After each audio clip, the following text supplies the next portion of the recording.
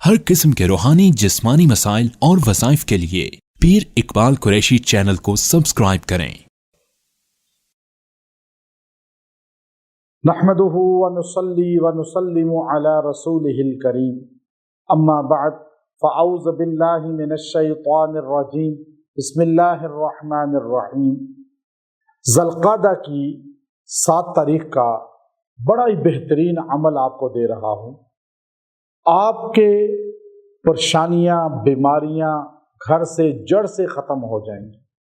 अगर आप परेशानियों में हैं, बीमारियों में हैं और एक बीमारी के बाद दूसरी बीमारी आ रही है, एक परेशानी के बाद दूसरी परेशानी आ रही है और आप देखते हैं कि घर में बहुत ज़्यादा जो है मसाइब हैं और मसाइबिस्तान बना हुआ है, बीमारिस्तान आपका घर बना हुआ है और एक बीमारी से हटता है तो दूसरा बंदा बीमार हो जाता है और दूसरा बीमारी से हटता है तो कोई और आफत आ जाती है। आज ये बहुत से घरों में ये चीज़ मिलती है और बहुत से घर ऐसे हैं कि मैं अक्सर घरों में जाता हूँ तो वहाँ जाके मुझे फील होता है कि यहाँ बहुत ज़्यादा नहुसत है, बहुत ज़्यादा यहाँ पे बेबरकती है।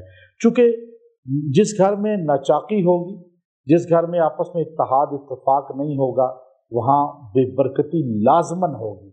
जिस घर में बेनमाजी होंगे, जिस घर में ज़िक्र इलाही कुरान और सुन्नत नहीं होगी, वहाँ बेबरकती होगी। तो आप पहले तो घर में माहौल बनाएं नमाज का, फिर आपस में प्यार मोहब्बत, बच्चे माँ बाप बैठा करें, दिन में ऐसा टाइम रखें कि सारे बैठ के गप्पे लगाएं, इधर उधर की मजाक करें, एक दूसरे से फ्री हो जाएं, हर वक्त मोबाइल में ना घुसे रहें, अपने अपने कमरों में ना घुसे रहें। इससे बेबरकती आती है, ना इत्फाकी आती है।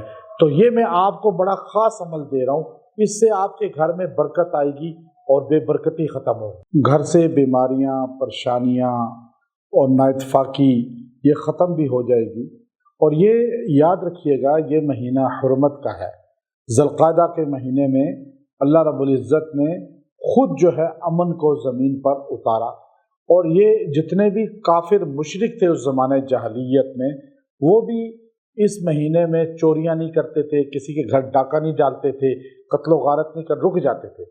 और ये कम से कम 3 माह ये हुर्मत के वो बाहर नहीं निकलते थे। उसके बाद एकदम सफ़र के महीने में निकलते थे और कत्लो गारत शुरू करते थे, डकैतियाँ और बदले लेते थे। इसलिए सफ़र के महीने को लोग मनहूस कहते थे। हालांकि महीना मनहूस नहीं था, वो काम मनहूस थे जो लोगों ने किए।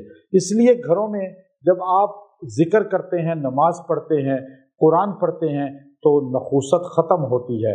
मेरा काम लोगों को कुरान से जोड़ने का है, कुरानी आमाल देने का है, ताकि मैं लोगों को कुरान पाक से जोड़कर अल्लाह की रहमत में लाने की कोशिश करता हूँ।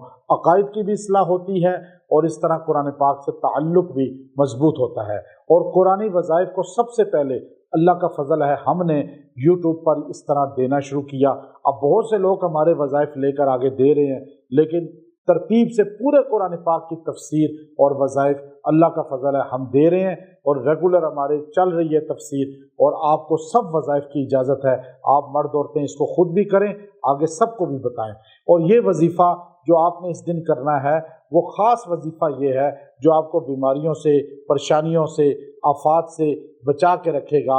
आपने इस दिन जो है वो सूरा जो है सूरह अल-क़ारिया, अल-क़ारिया तुम अल-क़ारिया 30वें पारे में है, इसको आपने पढ़ना है 40 मरतबा और पढ़ के दुआ भी करनी है और इसको पानी पे दम करके घर में छिड़कना भी है और सारे घर में पीना है।